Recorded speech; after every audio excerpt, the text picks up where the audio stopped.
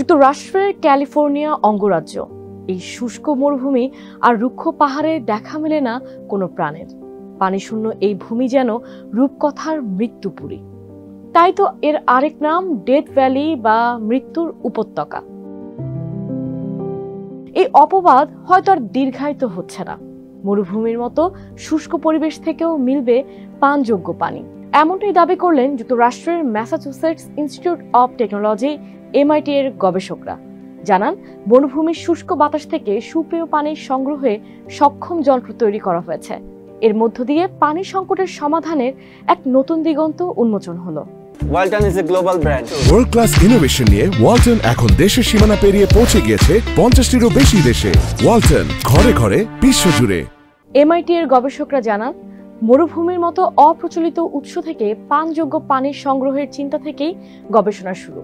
অবশেষে মিলেছে সফলতা। অনেকটা ছোট জানালার মতো দেখতে একটি যন্ত্র তৈরি করেছে MIT-র গবেষকরা, যেখানে সংযুক্ত করা হয়েছে হাইড্রোজেল নামের একটি শোষক পদার্থ। এর সঙ্গে দেওয়া হয়েছে লবণের মিশ্রণ। এরপর স্পঞ্জের মতো কাজ করছে হাইড্রোজেল, যা জলীয় বাষ্প শোষণ করতে পারে সরাসরি বাতাস থেকেই।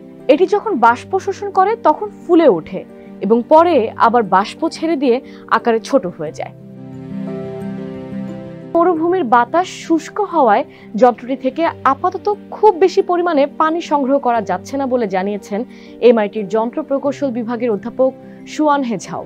তিনি বলেন, এই প্রক্রিয়ায় দিনে 1 কাপের 3 ভাগের 2 ভাগ পরিমাণ সুপেয় পানি পাওয়া যাবে। শুষ্ক মরুভূমিতে মানুষের জন্য অন্তত পানযোগ্য পানি সংগ্রহের লক্ষ্যেই এই যন্ত্র তৈরি করা হয়েছে। বাতাস থেকে পানির সংগ্রহ কিন্তু নতুন কোনো আবিষ্কার নয়, বরং শত শত বছর ধরে প্রাচীন নানা কৌশলে সাগর ও পর্বত এলাকা থেকে জলীয় বাষ্প সংগ্রহ এবং একে পানিতে পরিণত করে আসছে মানুষ। বাতাসে বেশি জলীয় বাষ্প না থাকলে এই প্রক্রিয়া অকার্যকর। তবে অধ্যাপক সুয়ান হে ঝাও জানান, তাদের আবিষ্কৃত নতুন যন্ত্রটি শুষ্ক পরিবেশের বাতাস থেকেও পানি সংগ্রহে সক্ষম। যুক্তরাষ্ট্রের অ্যারিজোনা ইউনিভার্সিটির অধ্যাপক পল ওয়েস্টারহফ বলেন, এই হাইড্রোজেলের বড় একটি সুবিধা হলো জলীয় বাষ্প শোষণ করে এটি নিজের আকারের তুলনায় 10 গুণ পর্যন্ত ফুলে উঠতে পারে। এটি সস্তাও। MIT-র আরেক অধ্যাপক ইভেনলি ওয়াং বলেন, সস্তা হওয়ার কারণে শিশুদের ডায়াপারে হাইড্রোজেল ব্যবহার করা হয়, আর হাইড্রোজেল খুব কম পরিমাণ শক্তি খরচ করে।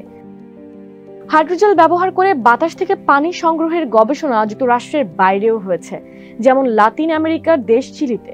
দেশটির আতাকামা মরুভূমিকে বলা হয় মেরু অঞ্চলের বাইরে সবচেয়ে শুষ্ক স্থান।